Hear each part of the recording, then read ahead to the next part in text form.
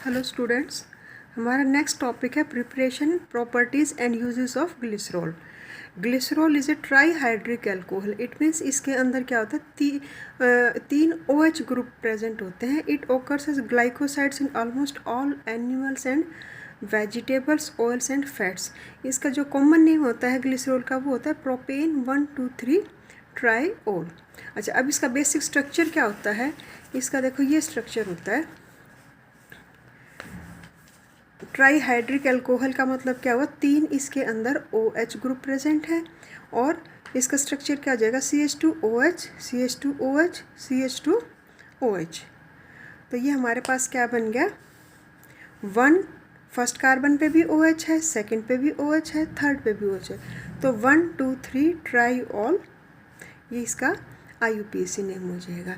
ये इसका open structure है। अब इसके अंदर क्या होता है कि ये जो OH ग्रुप है ये हाईली रिएक्टिव होता है और ये ऊपर वाला और ये नीचे वाला, ये दोनों के दोनों क्या होते हैं, हाईली रिएक्टिव होते हैं। लेकिन ये जो बीच वाला जो ग्रुप है OH ग्रुप है ये लेस रिएक्टिव होता है। तो इसका इन जनरल फार्मूला हमारे पास क्या हो जाएगा, C3H8O3। अब उसके नेक्स्ट आते हैं इसके method of preparation. Method of preparation में फर्स्ट मेथड हमारे पास बाय फर्मेंटेशन ऑफ शुगर। तो जब हम शुगर की शुगर क्या होता है, ग्लूकोज होता है। जब ग्लूकोज को की हम Na2SO3 की प्रेजेंस में फर्मेंटेशन करवाते हैं तो हमारे पास क्या होता है, ये ग्लिसरॉल मिलता है, एसिटल्डिहाइड मिलता है और कार्बन डाइऑक्साइड मिलता है। और ये रिएक्शन हमारे पास क्या होता है, एक्सोथर्मिक होती है। मीन्स इसमें से हीट भी हमारे हमारे से निकलती है, इस रिएक्शन में हीट निकलती है। नेक्स्ट मेथड हमारे पास फ्रॉम प्रोपीन। प्रोपीन में हम देखो ये इसका प्रोपीन से इसको हम कैसे बनाते हैं ये मैं एक्सप्लेन करती हूँ आपको।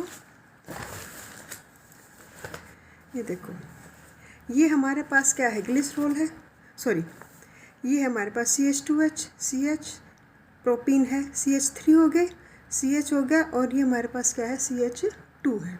तो इसका जब हम रिएक्शन करवाएंगे, हम 600 क्लोरीन के साथ इसकी रिएक्शन करवाएंगे 600 डिग्री सेल्सियस पे हीट जब इसको हम करेंगे तो हमारे पास क्या होगा, ये हाइड्रोजन यहाँ से अपना बॉन्ड हट जाएगा इसका और ये इस एक क्लोरीन के साथ मिलके और बॉन्डिंग बना के HCl एज ए HCl ये बाहर निकल जाएगा और ये जो दूसरा Cl है वो इसके साथ जाके अटैच हो जाएगा। तो हमारे पास क्या बन जाएगा, ये बन जाएगा CH2Cl, CH और डबल बॉन्ड CH2। इसकी अगर हम फिर से क्या करवाते हैं, फर्दर इसकी सोडियम हाइड्रोक्साइड एक्वस के साथ रिएक्शन करवाते हैं तो सोडियम हाइड्रोक्साइड किस में टूटेगा, Na पॉजिटिव और OH नेगेटिव में। अब ये जो क्लोरीन है ये इलेक्ट्रोनेगेटिव है तो इसके ऊपर क्या होगा, यहाँ पर पॉजिटिव चार्ज होगा और यहाँ पर क्या होगा, नेगेटिव चार्ज होगा।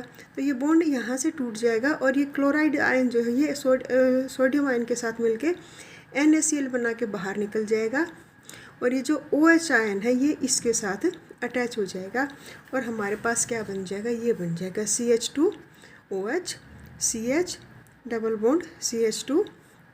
इसको हम क्या कहते हैं, एलाइल एल्कोहल। इसको हम क्या कहेंगे, एलाइल एल्कोहल।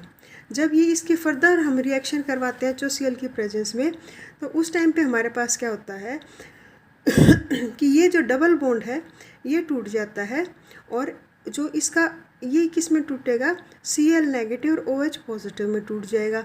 तो ये Cl जो है वो तो इसके साथ अटैच हो जाएगा इस कार्बन के साथ और OH जो है वो इसके साथ अटैच हो जाएगा।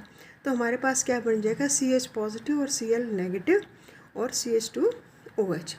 अब इसकी हम क्या करवाए, इसको हम क्या बोलते हैं, बीटा मोनोक्लोरोहाइड्रीन या 2-क्लोरो-प्रोपेन 1,3 डायोल। 2 क्लोरो का मतलब सेकंड कार्बन के ऊपर क्लोरीन है, प्रोपेन है क्योंकि 3 कार्बन है, ये 3 प्रोपेन है क्योंकि इसमें 3 कार्बन है और 1 फर्स्ट कार्बन के ऊपर और थर्ड कार्बन के ऊपर OH ग्रुप है तो इसको क्या कहेंगे हम, 1,3 डायोल। इसको अगर हम इसकी फिर फर्दर रिएक्शन करवाते हैं एक्वस NaOH के साथ तो हमारे पास क्या होता है, ये जो हमारा बॉन्ड था CHCl वाला ये ब्रेक हो जाता है, ये इस पर पॉजिटिव चार्ज आता है, इस पर क्या जाता है नेगेटिव चार्ज आता है, और ये NaOH किस में टूट जाएगा, Na पॉजिटिव और OH नेगेटिव में। तो हमारे पास क्या हो जाएगा, ये Cl जो क्लोराइड आयन है ये सोडियम के साथ मिलके NaCl बना देगा, और ये जो OH ग्रुप है ये हमारे पास बीच वाले कार्बन के ऊपर जाके अटैच हो जाएगा। तो ये हमारे पास क्या बन गया, हमारा ग्लिसरॉल। ये हमारा ग्लिसरॉल बन गया। नेक्स्ट जो रिएक्शन है वो है हमारी from oils and fats. Oil and fat से जो रिएक्शन है इसको देखो हम कैसे समझ सकते हैं।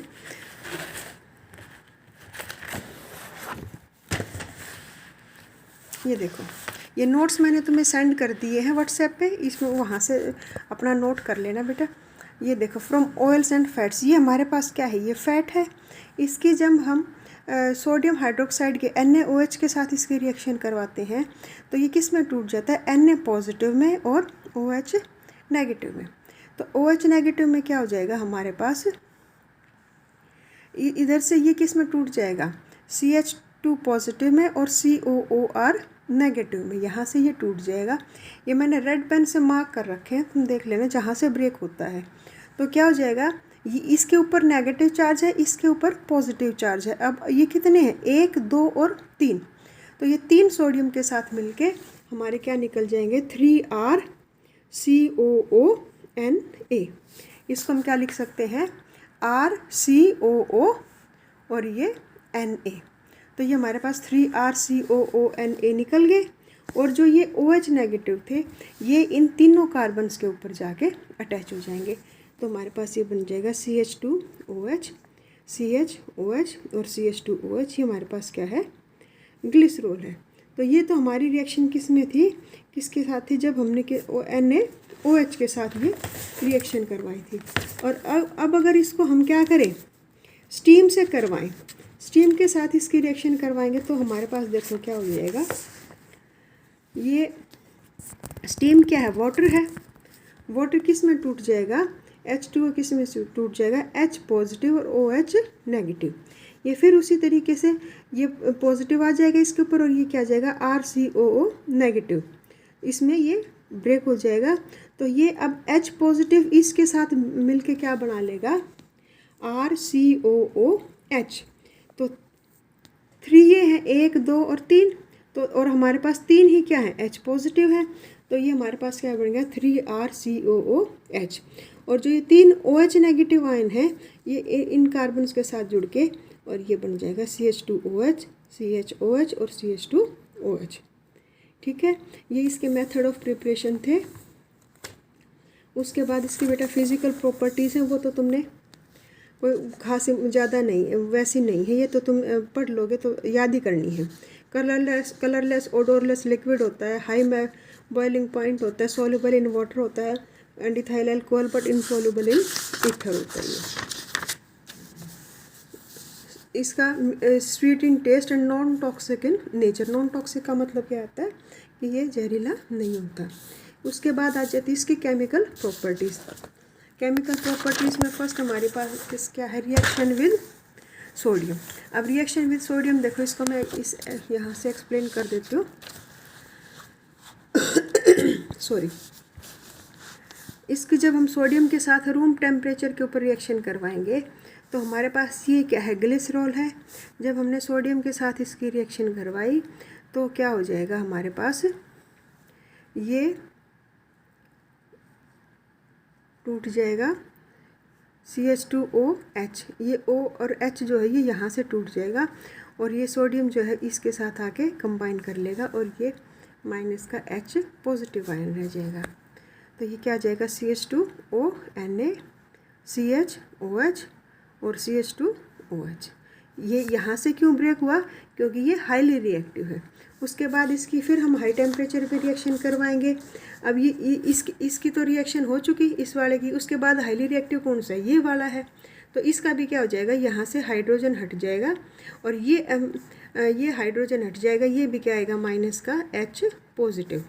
तो उसके बाद क्या हो जाएगा, सोडियम के साथ रिएक्शन करवाएंगे तो यहाँ पर भी ONA आ गया, और यहाँ पर भी क्या आ गया, ONA आ गया।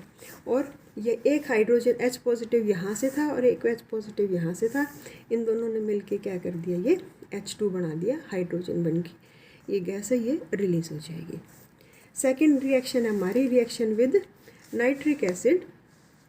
नाइट्रिक एसिड के साथ रिएक्शन देखो, ये इसमें हमारे पास क्या है, इसको हम HNO3 के साथ रिएक्ट करवाएंगे। तो इसमें जो नाइट्रिक एसिड है वो कैसे टूटेगा, NO2 पॉजिटिव में और OH नेगेटिव में। ये देखो हमारे पास N है, O कितने हो गए, 3 हो गए, और ये H है, तो ये है तो क्या HNO3 ही है, लेकिन जो ये ब्रेक होगा वो OH नेगेटिव आयंस आएंगे और NO2 पॉजिटिव आयंस आएंगे।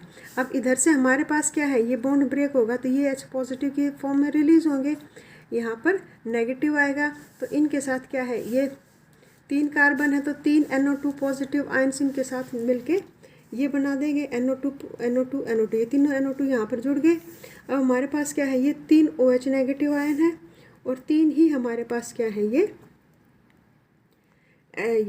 H पॉजिटिव आयन है, तो हमारे पास ये क्या बना लेगा, 3H2O। तो ये हमारे पास क्या बन जाएगा, वाटर बन जाएगा, और इसको हम क्या कहेंगे, ग्लिसराइल ट्राई नाइट्रेट, क्योंकि हमारे पास 3 ये NO2 ग्रुप है। नेक्स्ट इसकी जो रिएक्शन है वो है ऑक्सीडेशन की। ऑक्सीडेशन रिएक्शन, ये मैंने नाम लिखना भूल गई मैं, ऑक्सीडेशन ऑफ ग्लिसरॉल।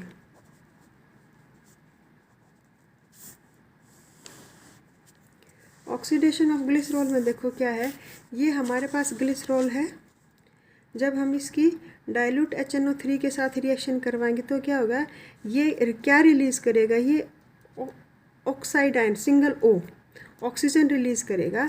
तो अब ये हमारे पास क्या करे, जब इसकी रिएक्शन करवाएंगे तो क्या होगा, यहाँ से तो ये H हट जाएगा, यहाँ से भी हट जाएगा और यहाँ से भी हट जाएगा, ठीक है।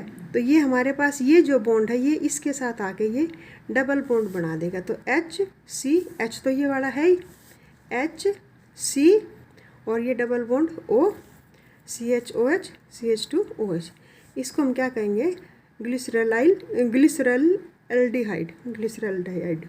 तो अब इसकी हम फिर से ऑक्सीडेशन करवाएंगे, तो ये ऑक्सीजन क्या है, इस बार फिर इस हाइड्रोजन और कार्बन का जो बॉन्ड है इसके ऊपर अटैक करेगी, और हमारे पास क्या हो जाएगा, ये हाइड्रोजन हट जाएगा, और इस हाइड्रोजन के साथ ये ऑक्सीजन इसके साथ अटैच हो जाएगा, और ये हमारे पास क्या बन जाएगा, OH C double bond O CHOH, और ये CH2OH को हम क्या लिख सकते हैं, CH2, और ये हमारे पास क्या हो जाएगा, OH।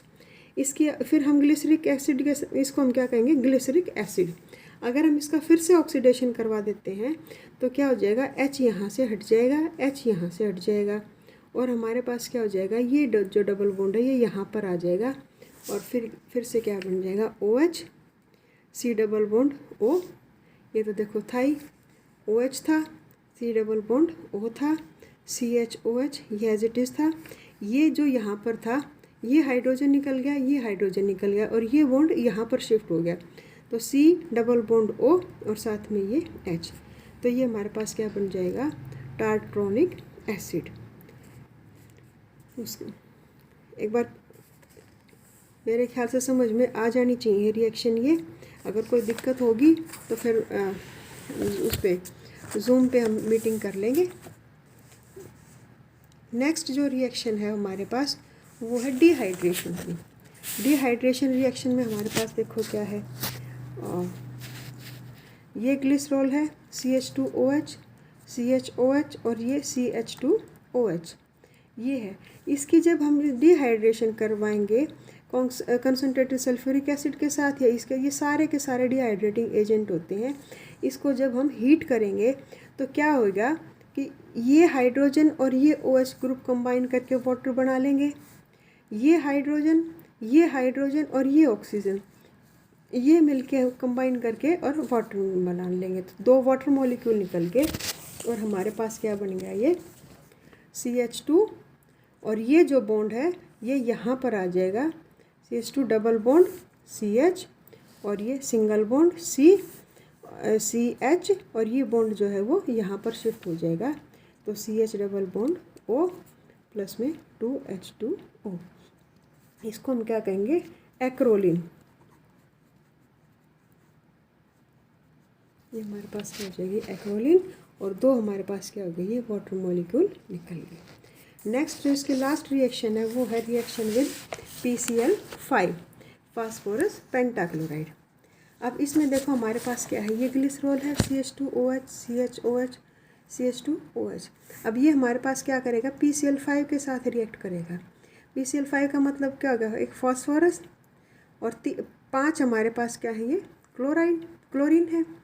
तो अब इसमें से ये क्या है, 3 टाइम्स है। अब क्या होगा, जब इनकी रिएक्शन होगी तो ये जो OH ग्रुप है, ये बॉन्ड यहाँ से हट जाएगा, ये OH यहाँ से हट जाएगा, ये OH यहाँ से हट जाएगा, और ये OH यहाँ से हट जाएगा।